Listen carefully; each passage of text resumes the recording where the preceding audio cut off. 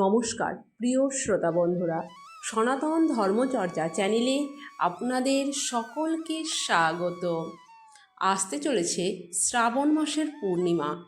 এই পূর্ণিমা গুরু পূর্ণিমা নামে পরিচিত। এই পূর্ণিমা অত্যন্ত পবিত্র। আমরা প্রত্যেকেই জানি গুরু পূর্ণিমা সাধারণত আষাঢ় মাসে পালিত হয়, তবে তিথির হেরফেরে এই বছর শ্রাবণ মাসে পালিত হতে চলেছে। চলুন বন্ধুরা, এই ভিডিওটির মাধ্যমে জেনে নিই এই বছর শ্রাবণ মাসের পূর্ণিমা বা গুরু পূর্ণিমা কবে পড়েছে।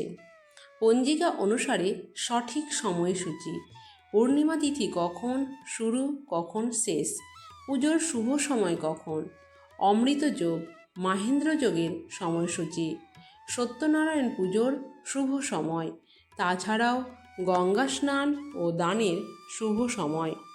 গুরু পূর্ণিমার দিন আপনারা বাড়িতে কিভাবে পুজো করবেন, গুরু দীক্ষা থাকলে কিভাবে গুরুকে প্রণাম জানাবেন, এছাড়াও এই পূর্ণিমা তিথিতে কি করবেন কি করবেন না, চলুন বন্ধুরা আর দেরি না করে ভিডিওটি শুরু করি।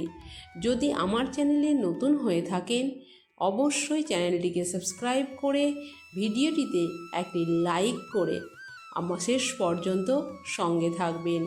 আশা করি ভিডিওটি আপনাদের জন্য খুবই উপকারী হবে। আমাদের পরম গুরু হচ্ছেন আমাদের পিতামাতা, অর্থাৎ আপনাদের যেই গুরুদেবের কাছে দীক্ষা নিয়ে থাকুন না কেন, গুরু পূর্ণিমার দিন সকাল সকাল উঠে পিতামাতাকে আগে প্রণাম করবেন। এছাড়াও আমাদের পরম গুরু রয়েছেন ব্রহ্মা বিষ্ণু মহেশ্বর। তারপরেই কিন্তু আমরা যে গুরুর কাছে দীক্ষা নিয়েছি সেই গুরু। তবে আমরা অনেকেই এই দীক্ষায় দীক্ষিত হয়ে থাকি যে আমাদের যে গুরুর কাছে দীক্ষা রয়েছে সেই গুরুই আমাদের প্রধান।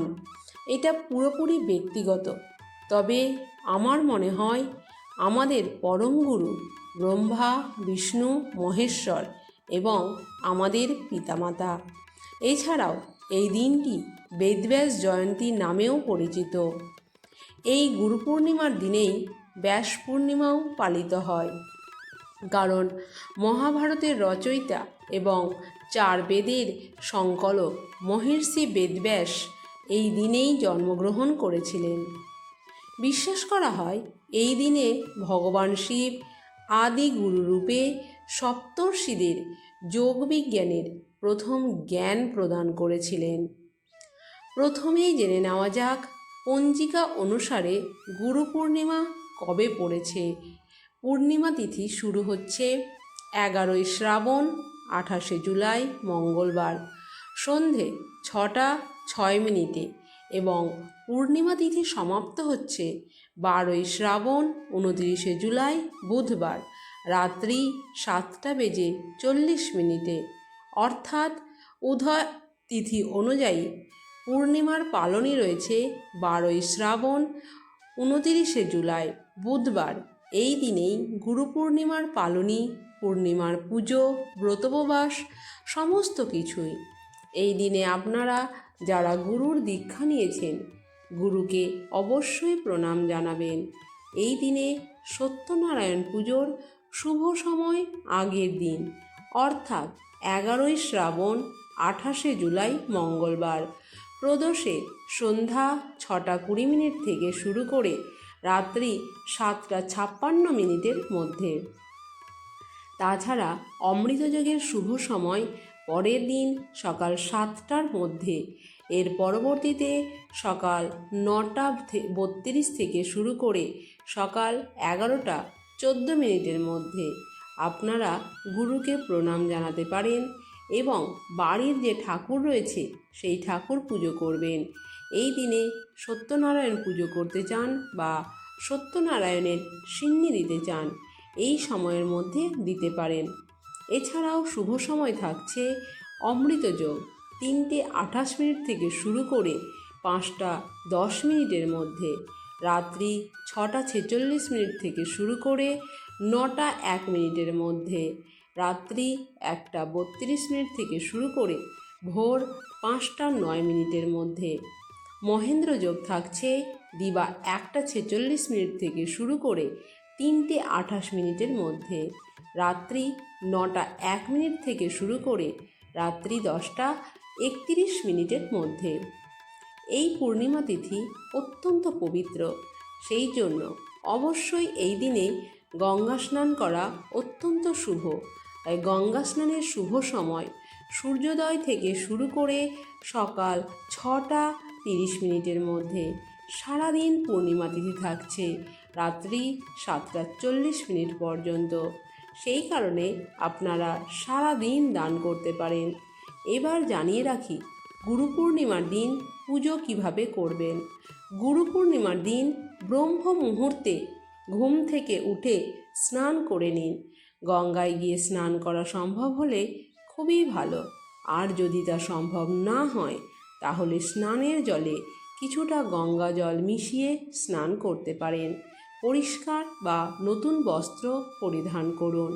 পূর্ণিমা তিথিতে শ্রী বিষ্ণুর পুজো করা হয়, তাই এই দিনে আপনারা হলুদ বস্ত্র পরিধান করতে পারেন। আর যাদের গুরু দীক্ষা রয়েছে তাদের জন্য গেরুয়া বস্ত্র অত্যন্ত শুভ।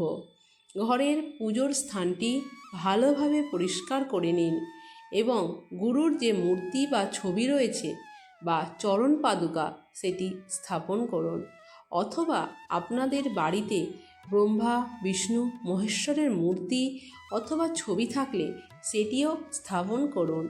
প্রথমে ধূপ এবং দীপ জ্বালান, আর যা কিছু নৈবেদ্য এনেছেন ফুল, মালা, চন্দন, অক্ষত সব কিছু একে একে সাজিয়ে রাখুন। আপনারা প্রথমেই কিন্তু মালা অর্পণ করবেন, তারপরে একে একে চন্দন সহযোগে ফুল, তুলসীপত্র অর্পণ করবেন।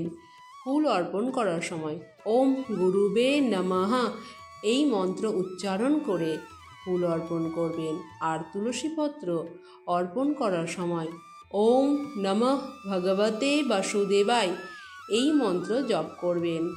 মিষ্টি ফল আর সাধ্যমতো যা ভোগ আপনারা নিবেদন করতে চান তা করতে পারেন।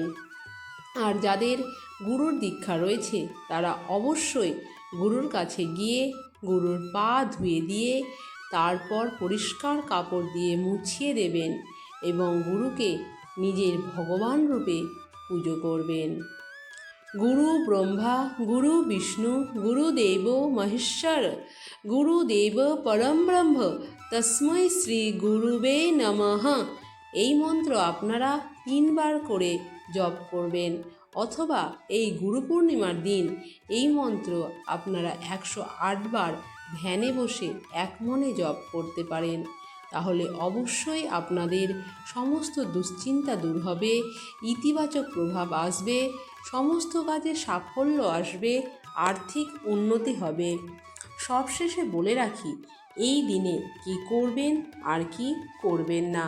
অবশ্যই সকাল সকাল ঘুম থেকে উঠে বাড়িঘর সমস্ত পরিষ্কার করে স্নান করে প্রথমেই পিতামাতাকে প্রণাম জানাবেন।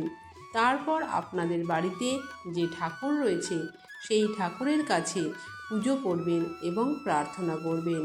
বয়স্ক ব্যক্তিদের সম্মান এবং শ্রদ্ধা জানাবেন। কোনো রকম কুরুচিকর কথা বা কোনো রকম গলা উঁচু করে কথা বলবেন না, কাউকে অসম্মান করবেন না। এছাড়াও এই দিনে প্রত্যেককে কিন্তু সাত্ত্বিক খাবার গ্রহণ করবেন। এই দিনে আমিষ আহার গ্রহণ করবেন না, পুরোপুরি নিরামিষ আহার গ্রহণ করতে হবে। যদি অন্ন গ্রহণ না করেন তাহলে আরও সুফল মিলবে। এছাড়াও আপনারা এই দিনে নখ চুল কাটবেন না। যেহেতু একটি শুভ পূর্ণিমা তিথি, বাড়িতে যদি নতুন কোনো শুভ কাজের সূচনা করতে চান, যেমন গৃহপ্রবেশ, এই দিনে করতে পারেন। এছাড়াও এই গুরু পূর্ণিমা তিথিতে আপনারা গরিব দুঃখীদেরকে বা ব্রাহ্মণকে নিজের সাধ্য এবং সামর্থ্য মতো দান করতে পারেন। এই তিথিতে দান করা অত্যন্ত শুভ। সবশেষে জানিয়ে রাখি মদ্যপান বা কোনো রকম নেশাজাতীয় দ্রব্য এই দিনে গ্রহণ করবেন না। তো বন্ধুরা, আজকের ভিডিওটি এই পর্যন্তই। শুভ গুরু